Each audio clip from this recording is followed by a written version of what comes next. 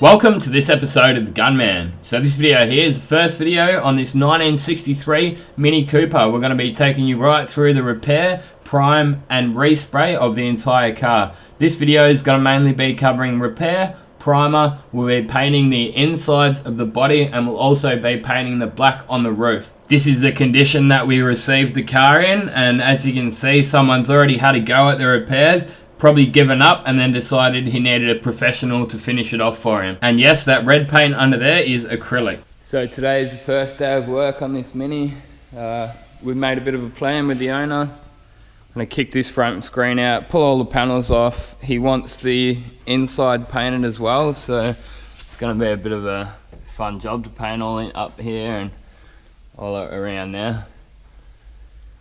Do that, pull all these fittings off and stuff like that, and he's not like after 100% perfection. He just wants it to look nice. It's not really that easy to see because someone's already started sanding it down, but there's actually like dents and ripples all through the car.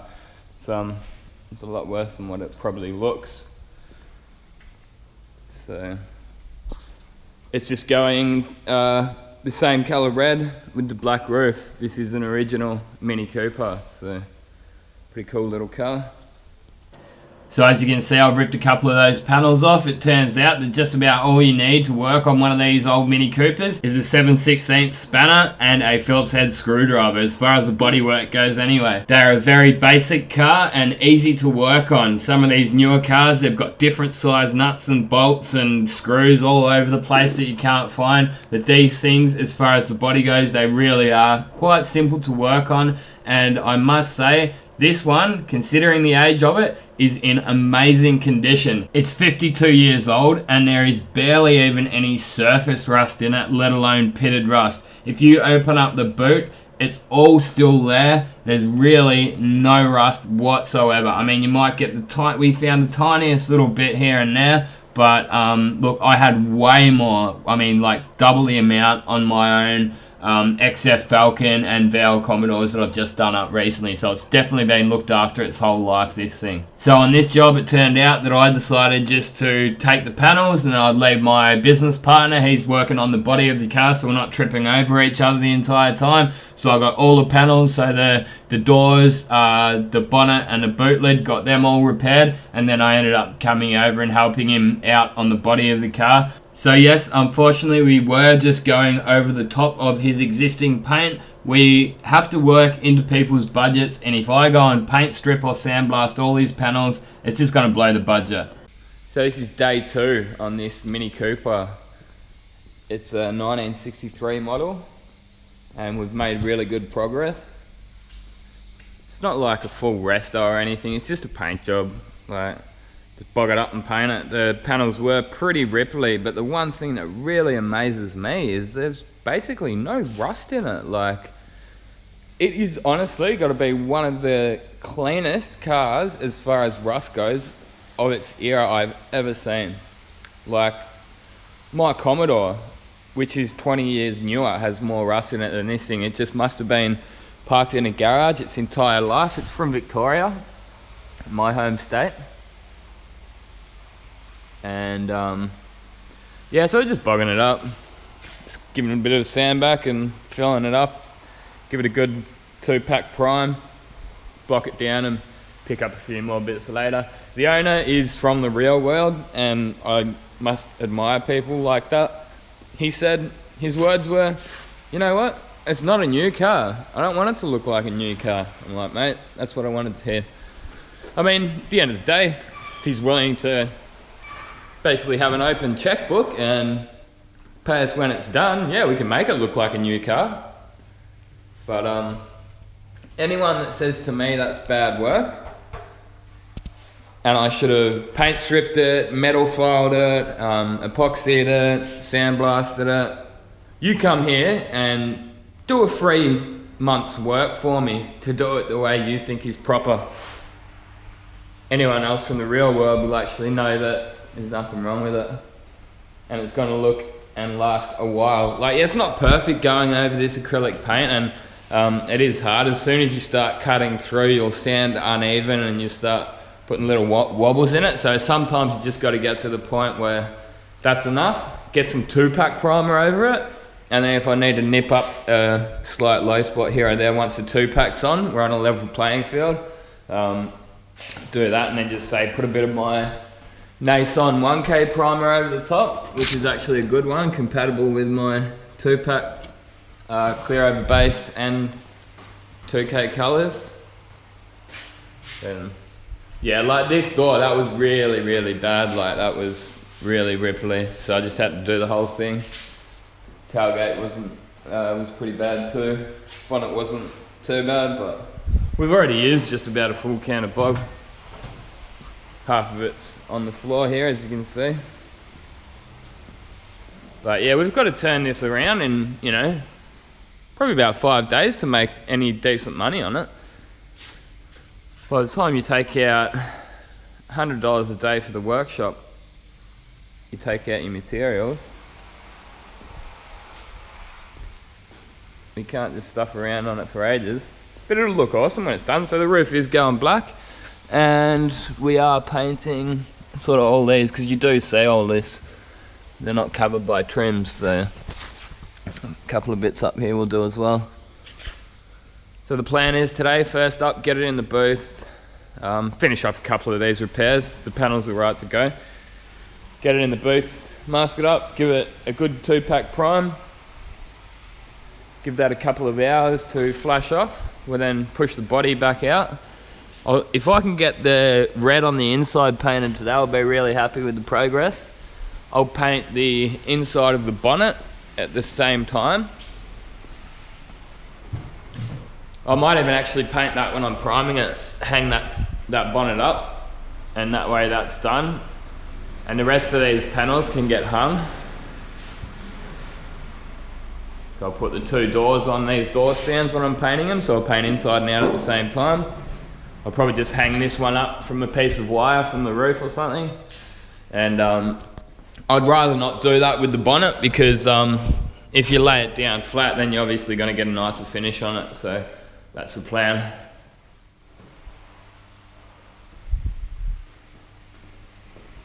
So a couple more hours on the bog and sanding, and we got it all ready for the booth. We sanded up all the edges of the body and all the door jambs and that, so they're all going to get primed and sanded back nicely before we paint them. Then we just gave it a really good blowout, got all of that, well, most of the bog dust out of it anyway, and then it's going to be getting a bit of a mask up. I didn't get too fussy with my booth, cleaning it out just for primer work. All you're going to do is cover the entire booth, or at least the floor, with your primer over spray, which turns into dust. So I don't usually sweep it out if I'm just doing primer work. And as for the inside of that bonnet, it's right under the fan anyway, so it's not that big of a deal. If I was worried, I could just throw a bit of water down there, but sort of wasn't really necessary. So then I've got the 2-pack primer mixed up, and I left it with no reducer in it for the start, just to sort of help stop it from eating into that old acrylic paint. And you might notice also that I'm not putting it on too heavy either, the first coat. So, and then also let that first coat dry right out. I've found that that can help a little bit with some of your shrink back too. So if you go and like slam that first coat on real heavy, because you do want a lot of primer on there to obviously block back, but if you do that with your first coat, well, then it'll actually just bite into that old acrylic, which will never actually really dry. Acrylic dries through the evaporation of the solvents inside the paint rather than the chemical reaction of the 2-pack paints with the hardener. So basically putting a wet coat over that acrylic will freshen it back up, if that makes sense, and then that'll start it to move again. It's one of those things that we can do our best to stop it, but you're never really going to be able to 100% eliminate it, from my experience anyway. I also did make sure I got the infrared curing lights onto the car, onto the 2-pack primer, before I blocked it down and painted it, and that's another thing that can help just dry all those solvents back out from where you freshen that acrylic back up. I'm actually planning on doing a video on how to paint acrylic clear coat and how to polish it up, because I know a lot of guys like the DIYers at home do like to use it, because it's not as bad for the environment, it's not as smelly and stuff like that. But I still highly recommend not using acrylic, because guys like us have to come along in a year or two and we've got to deal with it, and it is nothing but problems, and I will explain all that in that video. But I still would like to have a video up there to show you guys yeah, how I use it anyway. It's really not something that I use very often, especially the clear coats. Like, I really see no benefit of using it in a smash environment or even in a restoration environment. Even if you want to do a restoration, some people think, oh, you know, the car was painted in acrylic, I should paint it in acrylic. I totally disagree. Only reason it was painted in acrylic was 2-pack wasn't invented. It's as simple as that. So there it is, all primed up. I put 4 coats over the repairs, so the filler repairs, and then just put 2 coats over the rest of it where there was no repairs. And I painted the inside. I just put 1 coat of primer on the inside first before I put 2 coats of the colour in there. It's not perfect, but it's all one colour and shiny. That's all he wanted. So we'll be getting this out in the, well, what sun there is. It's a bit of an overcast day. We'll get it out in the sun and get that primer drying, and hopefully this Arvo we'll be able to get it back in and paint the insides. That'll be good. Get out and have some smoko first. I'm bloody starving. But all in all, I'm pretty happy with how they came up. I used the same as I always use. Concept 2K HS primer, light grey, and the Air Guns AZ3. This is the paint we're using. Nason, full thane 2K urethane. Cheap and nasty. When the customer wants cheap jobs done, this is what they get.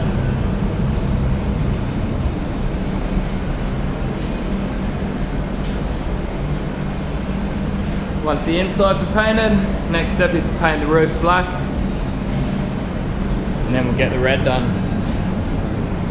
So I spun that bonnet around so I could move the car out of the booth, and then I decided to get the heat lights onto it to start drying the red on the inside and also the primer on the outside, so we can start getting it out of the booth and blocking it down. And I just left this out here, these panels and the body out here in the sun for a couple of hours. And then after I was happy that it was mainly flashed off, it was touch dry, I decided that I would bring it back in and get the infrared curing lights onto the roof, because I decided to end up getting the roof painted on this second day of work as well. So it did turn out that the roof had a couple of ripples and low spots in it, but I find that on these bigger jobs you really just need to get the worst of it done, get it sort of 90% of the way there, get some 2-pack on it, and then deal with it later once you've got that 2-pack surface, because the body filler and the acrylic paint really sand at different levels, and you can have it right. Like, you can say sand it down with 80 grit, and then you can't prime over 80 grit, so by the time you've 180 gritted it, you'll end up digging too much out of your filler, and then you'll be left with a low spot. So yeah, just do your best. Get it all finished off with 180 grit. Any 80 grit scratches, that just says shrink back city. So have it all 180. I don't find it necessary to go any finer than the 180 to prime over. But you do need to start off with 80 grit. If you just go 180 grit to block your big filler repairs out, you'll be there forever and you just won't get it right either. So 80, 180, do your edges, prime it. Now I'm using 180 again to block that primer. I then pick up a couple of little low spots with my fine filler. Again, block that out with 180 grit. Go over it with 320. Then you can put a bit of 1K primer over your fine filler need be. In this case, it was just 2K and it was black and it was really thick paint, so I was kind of being a bit cheeky and I didn't even bother putting any 1K over this roof. As it turned out just fine anyway. And for the final grade that you want to go and paint over, it's sort of anywhere between 400 to sort of 800 type thing, and that will depend on the kind of paint you're using. Now we're using 2K Nason red on the body, but we're using the Lessenol on the roof. So the Lessenol was a lot thicker and it seemed to be a lot better quality paint than the Nason. So I just finished the roof off with 500 and then finished the rest of the body off with 500 as well. But the main difference is that I didn't put any 1K primer over the fine filler that I did put in. This is a really top quality fine filler. You will barely be left with any pinholes no matter how you mix it up. It is a U-Pole Expert is the product. I used to use the Worth, but reason I swapped over was just we can get this through the same guy that we get out the rest of our paint through, so it was just easier than having 2 or 3 different accounts for all these different people. And I do highly recommend giving it a shot if you guys are having troubles with your fine fillers and pinholes and stuff like that. I've been really happy with the results I've been getting out of this stuff. It's not too thin. I'm not a big fan of the Dolphin Glaze. That's another U-Pole branded fine filler, but it's just too runny, and it's sort of just you put it in and then it just runs out, and pinholes, it doesn't seem to, it's not thick enough to actually stay in there, so it's like a self-leveling. Yeah, I mean, some people really swear by it. I know it's quite widely used in the trade, but it's just not my personal preference. But this U-Pole Expert fine filler, totally swear by it. It's awesome. Easy to sand, and I'm just sanding these bits of fine fill down with the 180 grit. If you've got an old bit, which you see me using here, you just sand it over it a couple of times and then need to change it over because it gets a bit sticky on the top layer. That's why I use the old piece. It was just about at the end of its life anyway. Then grab a nice new piece to finish it off and make sure it's nice and straight. Then go over the top of that with some 320 grit. Make sure you remove all the 180 grit scratches. And as I said before, I should have really put a bit of 1K over it, but I was in a bit of a hurry and I didn't want to. And I know that it is actually, unless you put too much hardener in this stuff, then it is right to paint over. I shouldn't really be doing it on such a large area, but with the 2K, it was quite forgiving. As it actually turned out in the end, I ended up getting overnight a few sort of little silicon holes ended up opening up in this roof, so ended up having to redo the whole roof again at the end of the job. So I guess you could say the first time I painted it got used as primer really. But not to worry, I still got the job done in really good time, quite quick, and the results at the very end are quite nice. So I'm just going to whack some tunes on for the next couple of minutes, and I will continue taking you through each step as we go.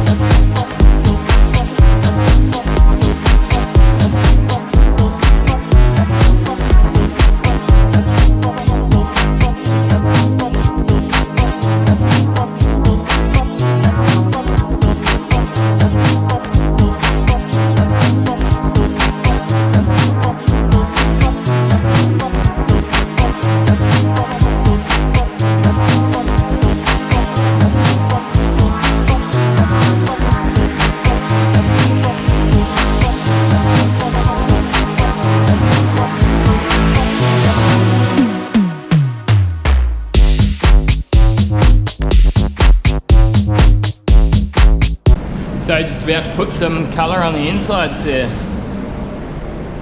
It took me about half an hour to mask that up. Pretty happy with how it's gone. Cut around the openings and yeah, it's not going to be anything flash in there, just a quick coat of paint, just shine it up. And I've already prepped the roof up, that's all ready to go. All I'm going to do as soon as that's done, barely even leave, all I'll do is just clean the gun out, mix my black up, get another piece of plastic, which the plastic roll is just waiting there. I'll cut this out first, so peel that off and then put another piece of plastic straight over, cut around the edges, and then I'll paint the roof black. So tomorrow morning, all we've got to do is start blocking the rest of the car down, get it in and get it painted. 3-day respray. Making real good time. I should call this video how to make money.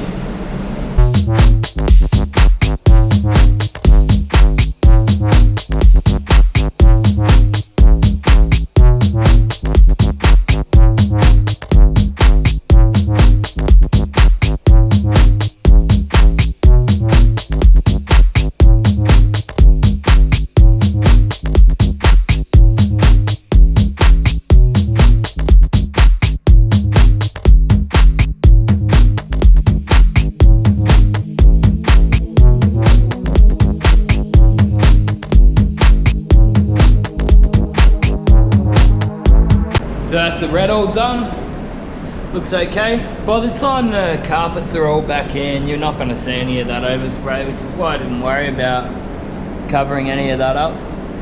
Waste of time. So, just be cutting around here and masking it up, getting this black on next.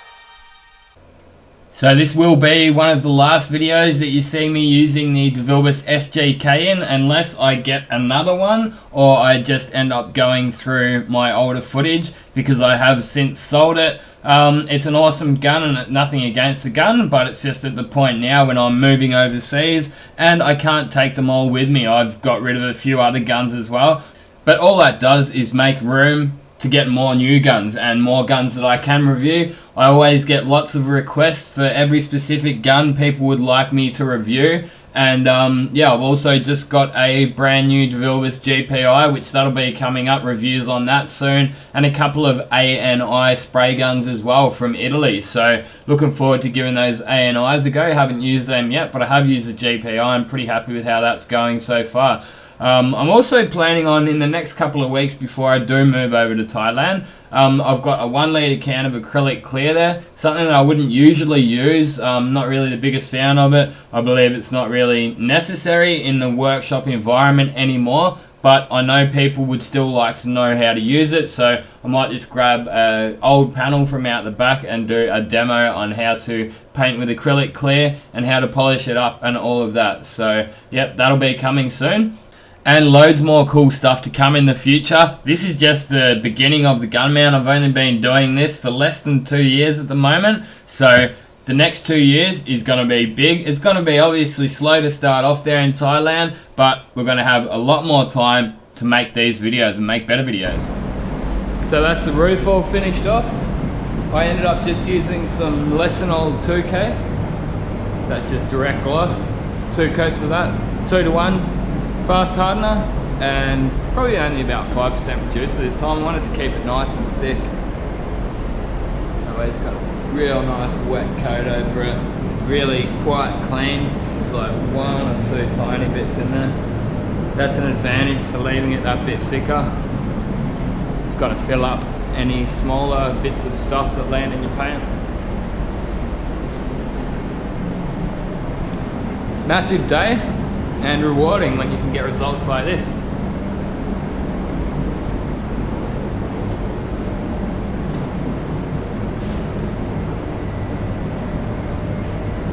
Get my gunner clean out and probably about call it a day.